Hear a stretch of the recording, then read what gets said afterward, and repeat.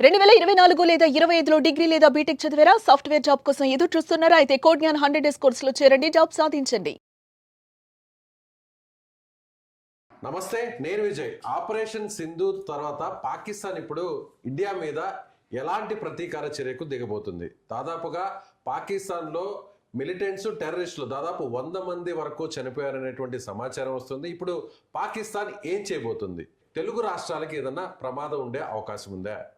వీటి గురించి డిస్కస్ చేద్దాం. మనతో పాటున్నారు రిటైర్డ్ ఆర్మీ ఆఫీసర్, అలాగే సీనియర్ ఆఫీసర్ కల్నల్ వివిరావు గారు మనతో పాటున్నారు. సార్ నమస్తే. సార్, మొత్తం అందరూ కూడా పాకిస్తాన్ సైలెంట్గా ఉండదు. పాకిస్తాన్ ఇప్పటికే టెర్రరిస్టుల్ని ప్రేరేపిస్తున్నారు, మన వైపు పంపిస్తున్నారు, వరుసగా అటాక్స్ చేపిస్తూనే ఉన్నారు. అలాంటిది మనం వాళ్ళ భూభాగంలో దాదాపు 9 చోట్ల బ్లాస్ట్ చేసాం. అలాంటి పాకిస్తాన్ సైలెంట్గా ఉంటుందా? దొంగ దెబ్బ తీస్తే మన తెలుగు రాష్ట్రాలకి ఏమన్నా ఇంపాక్ట్ ఉండే అవకాశం ఉంటుందా? మనం కేవలం టెర్రరిస్ట్ ఇన్ఫ్రాస్ట్రక్చర్ని అటాక్ చేసాం. దానివల్ల ఏంటంటే ఐడియల్గా అయితే సైలెంట్గా ఉండడం ఉభయ దేశాలకి కూడా మంచిది, ప్రపంచానికి కూడా మంచిది. మిగతా ఇష్యూస్ అన్నీ ద్వైపాక్షికంగా రిజల్యూషన్ చేసుకోవచ్చు. కానీ అది కనిపించట్లేదు ప్రస్తుతానికి. కానీ మనం ఇంకా లాంగ్ రూప్, భారతదేశం ఇంకా లాంగ్ రూప్ ఇస్తానే ఉంది. ఫేజ్ 1 అన్నారు కానీ దీన్ని ఫేజ్ 2 అన్నది ఇంకా ఏమీ మొదలెట్లు పెట్టలేదు. మనం పాకిస్తాన్ రియాక్ట్ అవుతుందన్న దాన్ని బట్టి మన ఫేజ్ 2 ఉంటుంది. ఇప్పుడు మనం ఒక తెలుగు యూనియన్ అంటే మనం ముఖ్యంగా దేశంలో ఎక్కువ ప్రాంతాలు బార్డర్కి ఆనుకోనటువంటి రాష్ట్రాలు ఇంపాక్ట్ అయ్యే అవకాశం ఉంది. ఆ తర్వాత అంటే మనం రీసెంట్గా మాక్ డ్రిల్స్లో కూడా చూస్తే ప్రయారిటీ 1, 2, 3, 4 చెప్పారు. 1, 2, 3, 4లో థర్డ్ ప్లేస్లో మన హైదరాబాద్ ఉంది. హైదరాబాద్లో చాలా చోట్ల కూడా డ్రిల్స్ చేశారు. అలాగే తెలుగు రాష్ట్రాల్లో అటు తెలంగాణ కానీ ఆంధ్రప్రదేశ్ కానీ ఏదన్నా అటువైపు నుంచి టార్గెట్ చేసే అవకాశాలు ఎంతవరకు ఉండొచ్చు? ఉన్నాయండి. ఎందుకంటే హైదరాబాద్ కీలకమైన ప్రదేశం. ఆర్డినెన్స్ ఫ్యాక్టరీస్ ఉన్నాయి మెదక్లో, అలాగే డిఆర్డిఓ ఎస్టాబ్లిష్మెంట్స్ ఉన్నాయి. సో హైదరాబాద్ ఆ విధంగా ఇంపార్టెంట్ అవుతుంది. అలా కూడా కాకుండా అది IT known city, IT capital Bengaluru అనుకున్నా కానీ దాని తర్వాత దాదాపు హైదరాబాదే అనుకోవాలి. ఈ విధంగా హైదరాబాద్ ఇంపార్టెంట్ అవుతుంది. నెక్స్ట్ అంటారా వైజాగ్. ఒకసారి మ్యాప్లో చూపించే ప్రయత్నం చేస్తారా? ఇప్పుడు మనకి పాకిస్తాన్ ప్లేస్ ఇక్కడ ఉంది, గ్రీన్ కలర్లో కనిపిస్తుంది కదా, ఈ ప్లేస్ ఉంది. సో ఇక్కడ నుంచి మన హైదరాబాద్ కానీ లేదంటే ఆంధ్రప్రదేశ్ కానీ చాలా దూరం ఉంటుంది. కానీ సాధ్యం అవుతుందా? ఇప్పుడు పాకిస్తాన్ ఈ ప్రాంతంలో ఉన్నప్పుడు ఇక్కడ మనకి తెలుగు రాష్ట్రాలు ఇక్కడ ఉన్నాయి. ఎయిర్ క్రాఫ్ట్ రావచ్చు, టెక్నికల్లీ ఎయిర్ క్రాఫ్ట్ రావచ్చు, మిసైల్స్ రావచ్చు. ఈ మిసైల్స్ సముద్ర తీరం నుంచి కూడా రావచ్చు.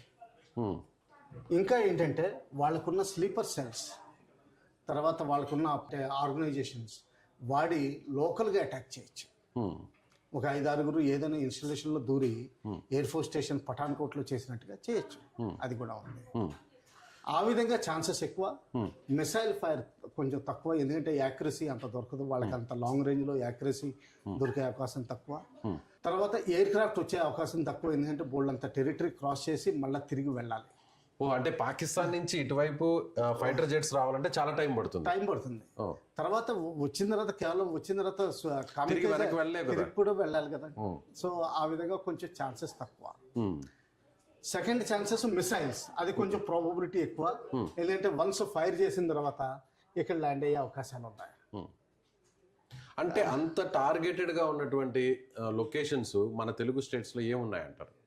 హైదరాబాద్, బేసికలీ హైదరాబాద్, వైజాగ్, దాని తర్వాత కొంతవరకు కాకినాడ. ఎక్కడైతే యాంఫిబియస్ ఎక్సర్సైజెస్ ఇవన్నీ చేస్తామో మన నేవీ, హోప్ ఐలాండ్ అని ఉంది కాకినాడ బయట, కాకినాడలో అక్కడ ఎక్కువ ఎక్సర్సైజులు చేస్తాం. ఓకే. అలాగే కాకుండా మన స్టేట్లో ఉన్న ఇంకా విఎస్విపిస్ అనుకుంటే ఇస్రో ఎస్టాబ్లిష్మెంట్స్ ఉన్నాయి. ఇస్రో, అవును. ఇప్పటికే మనం ప్రపంచ దేశాలన్నీ కూడా ఆశ్చర్యపడేలా మనం అక్కడి నుంచి రాకెట్స్ కూడా లాంచ్ చేస్తున్నాం. సో ఇటీవల ఉంది 18వ తారీఖున కూడా ఒక శాటిలైట్ కూడా కేవలం డిఫెన్స్ సంబంధించినటువంటి డిఫెన్స్ శాటిలైట్ కూడా లాంచ్ చేస్తున్నాం. సో ఇప్పుడు ఇస్రోను కూడా ఒకవేళ టార్గెట్ చేసే ఛాన్స్ ఉందా? ఓకే. ఏదైనా సరే అంటే ప్రపంచ దేశాలకి తెలియజేయాలి కాబట్టి ఇస్రో అయితే చాలా డ్యామేజ్ చేసాం, మీ కేపబిలిటీస్ డ్యామేజ్ చేసాం అన్నది కూడా చూపించుకోవాలి. ఇప్పుడు ఇస్రో అంటే ఇక్కడ ఉంటుంది సార్, మనకి చెన్నైకి దగ్గర అనుకోండి. ఈ ఏరియా, ఈ ప్రాంతానికి పాకిస్తాన్కి చాలా దూరం ఉంటుంది. ఎలా సాధ్యం ఉంటుంది? చెప్తున్నాను కదండి, మామూలుగా ఏంటంటే లోకల్గా స్లీపర్ సెల్స్ ఉంటారు, వాళ్ళ ద్వారా ఏదైనా చేయించవచ్చు. సీ ద్వారా ఏదైనా చేయించవచ్చు. సీ ద్వారా అయితే ఏంటంటే స్మాల్ ఆర్మ్స్ తీసుకురావాలి, బాంబ్ చేయడానికి అయ్యే అవకాశాలు తక్కువ. సో ఆ స్లీపర్ సెల్స్ని టెర్రరిస్టులని వాడి చేయొచ్చు. ఓకే, అంటే ఎక్కువ శాతం పాకిస్తాన్ గగనతలమైనా లేదంటే భూభాగం సాధ్యం కాదు. ఒకవేళ మన తెలుగు రాష్ట్రాలను టార్గెట్ చేయాలంటే కేవలం సీ ద్వారానే టార్గెట్ చేయొచ్చు. సీ ద్వారానే టార్గెట్ చేయొచ్చు. అలాంటి వెపన్స్ వాళ్ళ దగ్గర ఉన్నాయా సీ నుంచి అటాక్ చేయడానికి? ఉన్నాయండి. అంటే ఏంటంటే బేసికలీ బాంబేలో ఎలా చేశారో ఓ చిన్న మెయిన్ బోట్లో వచ్చి ఒక చోట దిగిపోయి చిన్న బోట్స్ తీసుకుని షోర్కి వచ్చి డైరెక్ట్గా అటాక్ చేసే అవకాశం ఉంది. వాళ్ళు మెషిన్ గన్స్ ఇవన్నీ తీసుకురావచ్చు. సబ్మెరీన్ తీసుకురావచ్చు. వాళ్ళ దగ్గర సబ్మెరీన్స్ ఉన్నాయి. సబ్మెరీన్స్ నుంచి ఫైర్ చేయొచ్చు మిసైల్స్. అదే ఇప్పుడు సబ్మెరీన్ అన్నారు సార్, ఈ ప్రాంతంలో పాకిస్తాన్ ఉంది, ఇప్పుడు ఈ ప్రాంతంలో ఉంది, మనం ఇంకొక మ్యాప్ లో చూపిద్దాం. ఈ ప్రాంతంలో ఉంది సబ్మెరీన్స్. ఇప్పుడు ఇటువైపు నుంచి మన తెలుగు రాష్ట్రాల వైపు రావాలంటే చాలా టైం పడుతుందండి. ఈ కరాచీ బేసికలీ కరాచీ ఏరియా, ఉమరా ఈ ఏరియాలో ఉన్నాయి. ఇక్కడ నుంచి మొత్తం చుట్టూరు మన వెస్టర్న్ ఫ్లీట్ ని క్రాస్ చేసి ఇలా రావాలి. కానీ అటు రావాలంటే టైం పడుతుంది కదా. టైం పడుతుందండి. లేకపోతే మనకేం తెలుసు, ఒకవేళ ఆల్రెడీ దాక్కుని కూడా ఉండొచ్చు 1971 వార్లో చేసినట్టు. అంటే ఇప్పుడు ఇంకొక డౌట్ కూడా ఏంటంటే చైనా కూడా సపోర్ట్ చేస్తుంది. చైనా కూడా ఆల్రెడీ కొన్ని సబ్మెరైన్స్ ని కూడా అరేబియన్ సీలోకి పంపించింది అని చెప్తున్నారు. కరాచీలో ఒకటి లీజ్కి ఇచ్చిందని కూడా రిపోర్ట్ ఉందండి. పాకిస్తాన్కి అద్దెకి ఇచ్చినట్టు. సో దాని వల్ల కూడా కొంత ఇంపాక్ట్ ఉండే అవకాశం ఉంది. కానీ అది పాకిస్తానీ మ్యాన్ పవరే వాడాలి, కానీ జనరల్గా వాళ్ళు రిస్ట్రిక్షన్స్ పెట్టుంటారు చైనాది వాడకూడదని. ఒకవేళ సింక్ అయింది అనుకోండి, లేకపోతే మనం క్యాప్చర్ చేసేవారు, వాళ్ళ టెక్నాలజీ అంతా రివీల్ అయిపోతుంది. ఒకవేళ వాళ్ళు అటాక్ చేయడానికి వచ్చినా కూడా దాన్ని మనం ఆపడానికి ఆ శక్తి సామర్థ్యాలు అయితే మన వైపు ఉన్నాయి. అటు సీ నుంచి చేసినా కూడా, లేదంటే ఎయిర్ స్పేస్ నుంచి చేసినా, ల్యాండ్ నుంచి చేసినా అంత ఈజీ అయితే కాదు. ఒకవేళ పాకిస్తాన్ మన వైపు ఉన్నటువంటి ప్రాంతం మీద అటాక్ చేయాలనుకుంటే దాన్ని వెంటనే నిరోధించేటువంటి టెక్నాలజీ మన దగ్గర ఉందండి. ఇప్పుడు సీలో అయితే ఎలా అటాక్ చేయొచ్చు, మనం అడ్డుకోవచ్చు? సీలో అయితే అండి మనకు కోస్ట్ గార్డ్ ఉంది. కోస్ట్ గార్డ్ వాళ్ళకి షిప్స్ ఉన్నాయి, అలాగే పెట్రోలింగ్ బోట్స్ ఉంటాయి వాళ్ళ దగ్గర. తర్వాత వాళ్ళ దగ్గర గన్స్ అవి కూడా ఉంటాయి. ఏ మాత్రం సిగ్నేచర్స్, ఎలక్ట్రానిక్ సిగ్నేచర్ దొరికినా, ఇటువంటి అనుమానాస్పదమైనది లేకపోతే ఎటువంటి సస్పిషియస్ బోట్ దొరికినా వాళ్ళు వెంటనే సెట్ చేసి దాన్ని హాల్ట్ చేసి సెట్ చేసి అప్పుడు కానీ వదలరు. అవసరమైతే వాళ్ళకి అరెస్ట్ పవర్స్ కూడా ఉన్నాయి. వాళ్ళు అంతకుముందు చాలా చేశారు. ఒకప్పుడు ఆపరేషన్ స్వాన్ అని కూడా నడిపారు. ప్రస్తుతానికి ఉందో లేదో నాకు తెలియదు, కానీ వాళ్ళ ఓన్ డ్రిల్స్ ఉంటాయి. దానికి సపరేట్ ఫోర్స్ ఉంది. ఇంకా మెయిన్ ఏంటంటే మనం భయపడాల్సింది ఏంటంటే ఈ 0.5 ఉన్న ఫోర్స్ ఉంది చూసారా, అంటే ఉన్న స్లీపర్ సెల్స్ టెర్రరిస్టులు వచ్చి ఏదైనా చేయొచ్చు. అది మెయిన్ ఇంపాక్ట్ ఉంటుంది.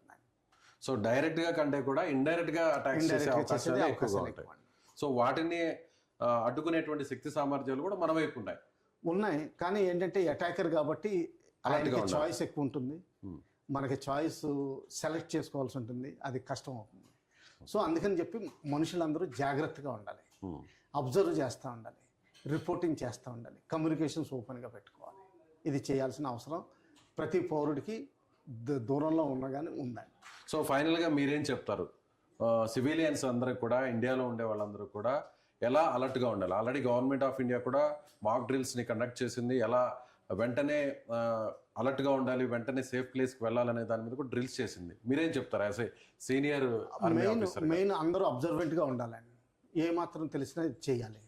ఇంకా లోకల్ డ్రిల్స్ అంటారా, అవి అలాగే ట్రైనింగ్ అవుతారు. ఈ మాత్రం జాగ్రత్తగా ఉండాలని. అలాగే ఇంకోటి చూడాల్సింది ఏంటంటే స్పిరిచువల్ ప్లేసెస్. ఎందుకంటే హిందూ ముస్లిం మతానికి డివైడ్ తీసుకురావాలని చూస్తున్నారు. మనకి కొన్ని మెయిన్ వరల్డ్ ఫేమస్ అంటే వరల్డ్ టాప్ స్పిరిచువల్ సెంటర్స్ ఉన్నాయి మన ఆంధ్రాలోను తెలంగాణలో కూడా. వాటిలో కూడా అటాక్ చేయొచ్చు. ఎందుకంటే అది ఇమ్మీడియట్ రియాక్షన్ వస్తుంది. కొండ మీద నుంచి కిందకి బస్సులు దిగాలంటేనే ట్రాఫిక్ జామ్స్ కింద అయిపోతాయి. ఇదంతా ప్యానిక్ క్రియేట్ చేస్తుంది. తర్వాత ఏదో అయిపోయిందని చెప్పి రూమర్స్ ఎక్కువ స్టార్ట్ అవుతాయి. ఈ రూమర్స్ నమ్మకూడదు. ఓన్లీ అఫీషియల్ ఇన్ఫర్మేషన్ నమ్మాలి. మనకు నమ్మదగ్గకపోయినా కానీ అటువంటి వాటిని బిలీవ్ చేయాలి.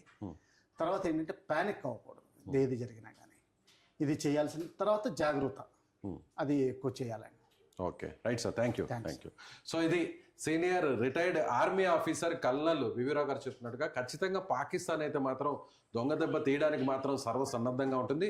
దాన్ని ఎదుర్కోవడానికి కూడా మన ఇండియన్ ఆర్మీ అన్ని రకాలుగా చాలా ప్రిపేర్డ్గా ఉందని ఆయన చెప్తున్నారు. అయితే ముఖ్యంగా సివిలియన్స్ అందరూ కూడా అలర్ట్గా ఉండాలి. ఎలాంటి ప్రమాదం వచ్చినా, ఏదైనా అనుమానం వచ్చినా కూడా ఇమీడియట్గా ఫోర్సెస్కి చెప్పాలి. స్థానికంగా ఉన్నటువంటి పోలీసుకు కూడా ఇన్ఫర్మేషన్ ఇవ్వాలని ఆయన చెప్తున్నారు. Thank you so much.